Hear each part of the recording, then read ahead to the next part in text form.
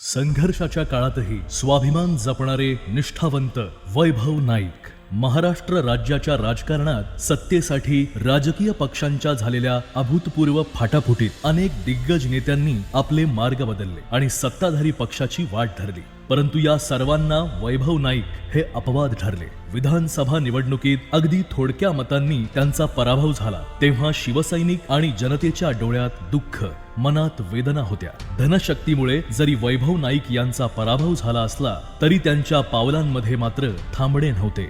ज्या दिवशी निकाल लागला त्याच्या दुसऱ्या दिवसापासून ते जनतेच्या प्रश्नांवर पुन्हा रस्त्यावर उतरले। सामाजिक कार्यात खंड पडू दिला नाही। राजकारणातही त्यांनी सक्रिय राहून स्थानिक स्वराज्य संस्थांच्या निवडणुकींसाठी शिवसेना उद्धव बाळासाहेब ठाकरे पक्ष संघटना अधिक मजबूत करण्यावर लक्ष केंद्रित केले। त्यामुळे एकीकडे सिंधुदुर्ग जिल्ह्यात जिल्हा परिषद निवडणुका बिनविरोध होत असताना कुडाळ मालवण मतदारसंघात मात्र वैभव नाईक यांच्या नेतृत्वाखाली सर्व ठिकाणी तुल्यबळ लढत होऊन 49,000 मते शिवसेना पक्षाला मिळाली। एकंदरीत विधानसभा निवडणुकीतील पराभव हा वैभव नाईक यांच्या राजकीय प्रवासातील एक तात्पुरता अडथळा ठरला असला तरी त्यातून पुन्हा एकदा उभारी घेत त्यांनी जनतेशी असलेली आपली नाळ तुटू दिली नाही, हे यातून प्रकर्षाने दिसून येते। जनता संकटात असताना वैभव नाईक शांत बसले असे कधीच झालेलं नाही। प्रत्येक अन्यायग्रस्तांचा आवाज होण्याचा प्रयत्न त्यांनी केला। नुकसानग्रस्त आंबा आणि काजू शेतकऱ्यांना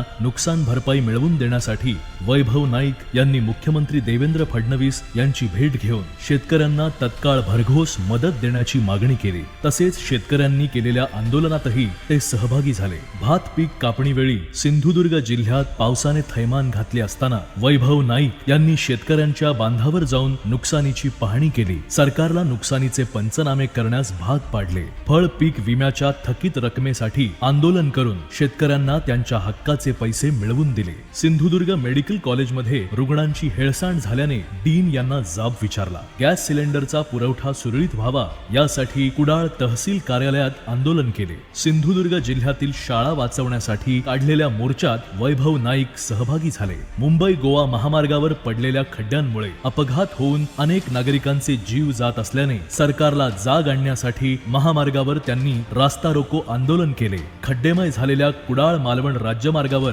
बैलगाडीद्वारे आंदोलन केले। झाराप तिठा येथील महामार्गावर चुकीच्या मिडल कटमुळे शाळकरी विद्यार्थ्यांच्या झालेल्या मृत्यूचा महामार्ग अधिकाऱ्यांना जाब विचारला म्हणून वैभव नाईक यांना अॅट्रॉसिटीच्या खोट्या गुन्ह्यात देखील अडकवण्यात आले। वैभव नाईक यांना रोखण्यासाठी सत्ताधाऱ्यांनी कितीही प्रयत्न केले तरी जिल्ह्यातील प्रश्न सोडवण्यासाठी सत्ताधाऱ्यांशी आणि प्रशासनाशी त्यांचा संघर्ष सुरूच राहणार आहे। शिवसेना पक्षात फूट पडली तेव्हापासून ते आतापर्यंत वैभव नाईक यांना पक्ष प्रवेशासाठी ऑफर देण्यात येत आहे। शिंदे गटाच्या अनेक मंत्र्यांनी याचे वेळोवेळी सुतवाच देखील केले आहे। अलीकडेच त्यांना सत्तेच्या सावलीत येण्याचे निमंत्रणही देण्यात आले, मात्र निष्ठेच्या कसोटीवर वैभव नाईक तसूभरही डगमगले नाहीत। मतदार आणि शिवसैनिकांसोबत त्यांनी निष्ठावंत राहण्याचा निर्णय घेतला। त्यांचा हा बाणेदारपणा आजही कायम आहे। 2024च्या लोकसभा निवडणुकीत कुडाळ मालवण मतदारसंघात 26,000 मतांनी पिछेहाट झाल्यानंतर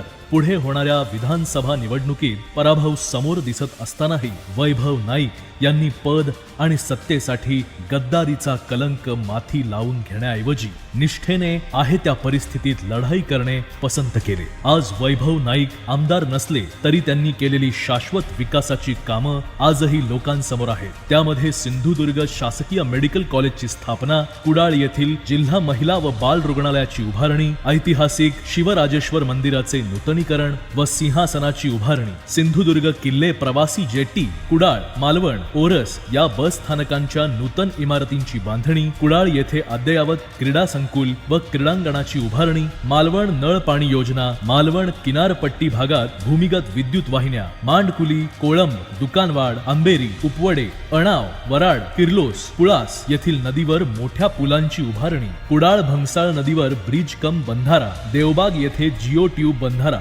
तळाशील देवबाग, सर्जेकोट, खोतजुवा, मसूरकर जुवा येथे दगडी धूप प्रतिबंधक बंधारे अशी एक ना अनेक विकास कामं वैभव नाईक यांनी प्रत्यक्षात करून दाखवली आहे. सत्तेच्या प्रलोभनांपुढे न झुकता प्रभू श्री रामांचा एकवचनी आदर्श डोळ्यासमोर ठेवून संघर्षाच्या काळातही स्वाभिमान जपणाऱ्या माजी आमदार वैभव नाईक यांना वाढदिवसाच्या हार्दिक शुभेच्छा.